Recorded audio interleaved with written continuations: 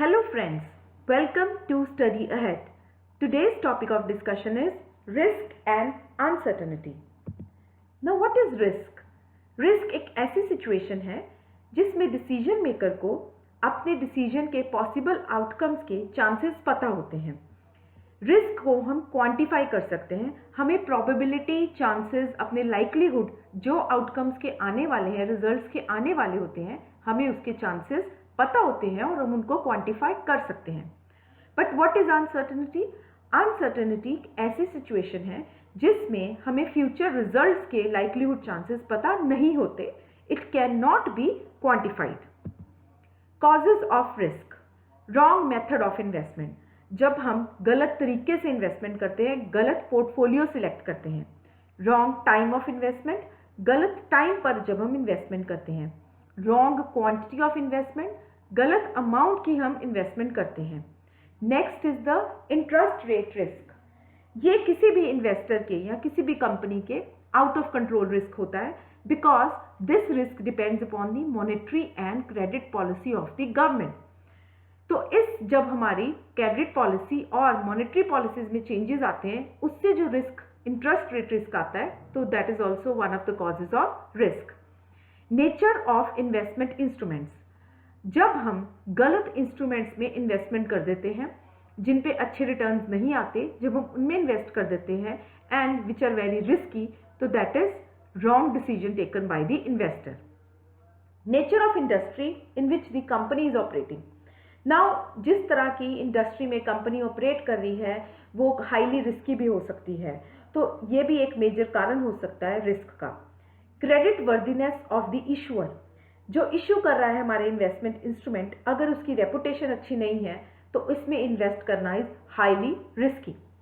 Maturity period और length of investment, sometimes बहुत short term के लिए हम इन्वेस्ट करते हैं तो that is very risky, sometimes too long investment is very risky.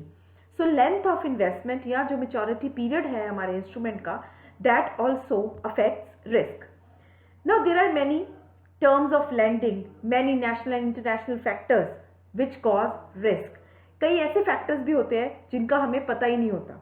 And at last natural calamities, जो नेचर की कैलमिटीज हैं, अगर वो आ जाती हैं, फ्लड्स आ जाते हैं, अर्थक्वेक्स आ जाते हैं और कंपनी हमारी डिस्ट्रॉय हो जाती है, तो that are also one of the causes of risk. Next is what are the various types of risk. First one is the systematic risk and second one is the unsystematic risk. Systematic risk वो होता है जो उस variation in return होती है which is caused by the factors जो सारी securities के प्राइसेस को इफेक्ट करती है। जब हमारी रिटर्न में कोई भी वेरिएशन आए कुछ ऐसे फैक्टर्स से, जब सिक्योरिटीज ऑल ओवर द जो वर्ल्ड है, ऑल ओवर इंडिया है, उनके प्राइसेस में फ्लक्चुएशन आए, तो उसको हम कहते हैं सिस्टमैटिक रिस्क। ये वाला जो रिस्क है ये मोस्टली राइज होता है due to economic, social and political changes. For example, अब हम आजकल का करंट सिनेरियो ले सकते हैं कि आजकल कोविड-19 कोरोना वायरस की वजह से ग्लोबल मार्केट्स में चेंजेस आ रहे हैं and there is high risk in investing certain type of securities, rather all types of securities are risky at this point of time. Next is the unsystematic risk. Unsystematic risk एक ऐसा risk है जिसमें हमारी variation in returns आती हैं caused by the factors relating to a particular firm और industry.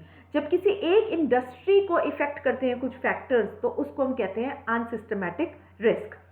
ये risk आता है due to factors like labour unrest, management policies, shortage of power, shortage of raw material etcetera. Now what are the various types of systematic risk? First is the market risk. जब हमारी securities के prices में variations आते हैं due to economic, social and political events in the economy, जब कोई political, social या economic changes आते हैं तो मार्केट में जो भी वेरिएशंस आते हैं प्राइसेस में, तो that is known as a market risk. For example, जब डीमोनेटाइजेशन हुई या जीएसटी लॉन्च किया तो उस टाइम जो इकोनॉमी पे इफेक्ट पड़ा, तो उसको हम कहेंगे market risk. Second one is the interest risk. Interest risk तब होता है जब हमारी कोई मॉनेटरी एंड क्रेडिट पॉलिसी के में कोई चेंजेस आते हैं and it is beyond the control of the investor, और ये हमारी जो रिटर्न्स की एक्सपेक्टेशंस है उस पर बहुत ज़्यादा इफेक्ट डालता है। तो ये मैं पहले भी डिस्कस कर चुकी हूँ कि interest risk is due to the changes in the monetary and the credit policy of the government. Next is the purchasing power risk. This is due to inflation और deflation. जब कभी inflation आती है, deflation आती है, तो हमारे जो भी purchasing power में changes आते हैं, उसकी वजह से जो risk आता है, तो उसको हम कहते हैं purchasing power risk. So these are the three types of systematic risk. Next are the unsystematic risk. ये होते हैं business risk, which may be internal or external, due to improper product mix, non availability of raw material, incompetence की वजह से जो risk आते हैं firm के अंदर ही, तो उसको हम कहते हैं इंटरनल रिस्क. जो एक्सटर्नल रिस्क है that is beyond the control of the firm, like business cycle, changes in business laws और गवर्नमेंट कंट्रोल्स, तो that is external risk. Next is the financial risk. Financial risk जो associated होता है वो हमारे capital structure के साथ होता है.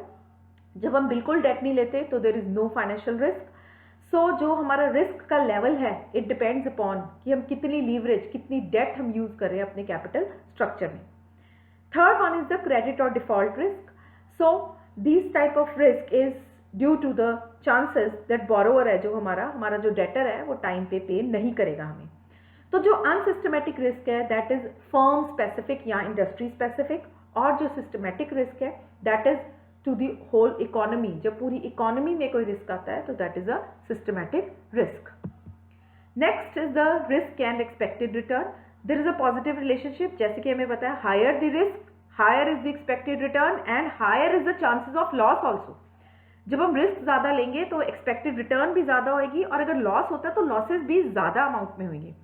तो ये कर्व आपको शो किया गया है. 0 से लेके RF तक है हमारा risk free rate of return, और जैसे जैसे हमारा एक्स एक्सिस पे रिस्क बढ़ता जा रहा है, हमारी एक्सपेक्टेड रिटर्न है जो वो भी बढ़ती जा रही है. Next is risk return trade off. Now जो हमारा कैपिटल स्ट्रक्चर का डिसीजन है it involves two types of risk.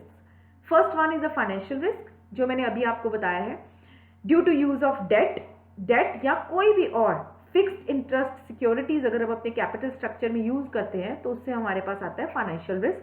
कि बाई चांस हम अगर डेट नहीं पे कर पा रहे या हमारा इंटरेस्ट ज़्यादा है और हमारे प्रॉफिट्स कम हैं तो हमारे लॉसेज आने शुरू हो जाएंगे, तो that type of risk is known as a financial risk when the interest charges are very higher as compare to our profits. तो ये होता है पहला risk, that is a financial risk. And the second one is non employment of debt capital risk. ये risk होता है जब हम डेट को नहीं यूज करते अपने कैपिटल स्ट्रक्चर में. जब डेट इक्विटी मिक्स हाई होएगा, लोअर इज दी NEDC, हमारा non employment of debt capital risk कम होएगा. A firm we know that can not make use of financial leverage to increase is earning per share. जैसे कि आपने capital structure में पढ़ा है और लीवरेज चैप्टर में भी पढ़ा है कि जब हम डेट यूज करते हैं तो हमारा अर्निंग पर शेयर इंक्रीज होता है. तो अगर हम डेट को नहीं यूज करते तो अर्निंग पर शेयर फॉल करेगा. तो अर्निंग पर शेयर के फॉल करने से हमें जो रिस्क आता है that is known as a non employment of debt capital risk. So there is an inverse relationship between the ratio of debt in the total capital. So this is the risk return trade off. जब इन दोनों type of risk that is financial risk और NEDC में एक mutual trade off आएगा, that is a optimum capital structure decision. Thank you so much students. Friends, if you have any query or any suggestion, kindly comment in the comment box and please subscribe to Study Ahead.